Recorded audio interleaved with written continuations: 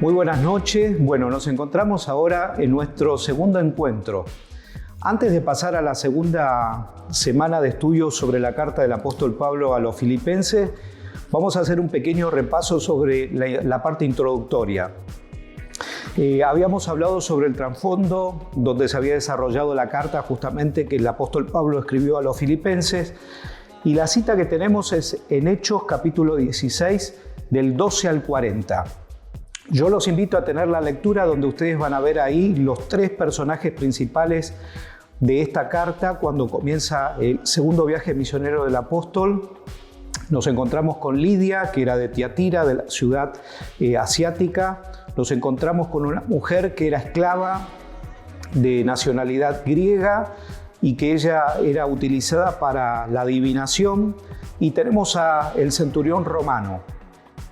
Tres nacionalidades, tres estratos sociales diferentes, donde el apóstol Pablo en este arribo de su viaje misionero comienza a trabajar con ellos y a plantar y a sembrar la semilla de la salvación.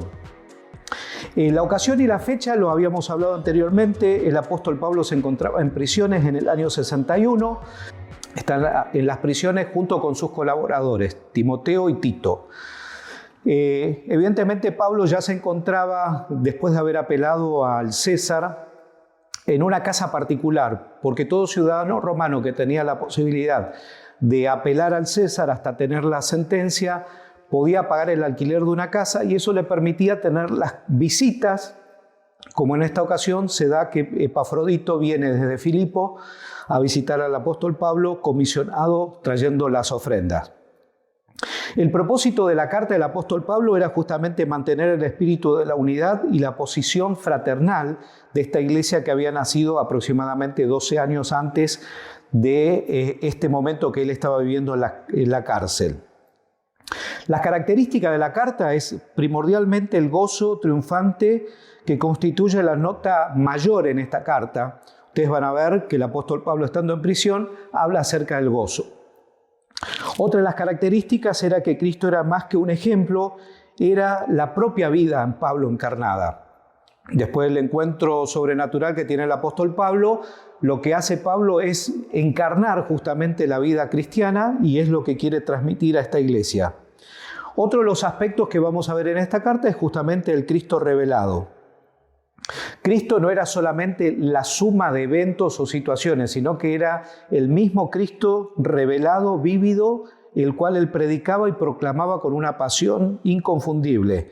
Él tenía la intencionalidad de que todos lo conozcan, y que la aspiración suprema era servir a este Cristo que lo había llamado.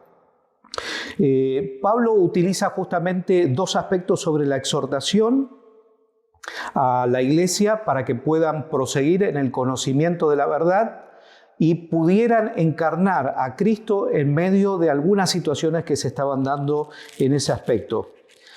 El Espíritu Santo también se ve acá manifiesto y acciona justamente en este mover de esta carta que el apóstol Pablo nos presenta. Lo vemos con claridad en el versículo 1:19. El Espíritu Santo también promueve la unidad del cuerpo de Cristo. En el 2:1, la participación común del Espíritu Santo que alimenta el propósito del cual ha sido predicado en amor a esta comunidad. Vimos también el trasfondo de que era Filipo, porque el apóstol Pablo justamente había tomado como plataforma ese lugar, había respondido a una visión nocturna del varón macedonio, donde le invita a que fuese a ese lugar a predicar el evangelio. Por lo tanto, Pablo, obediente a esa visión que él considera que es celestial, va y predica la palabra.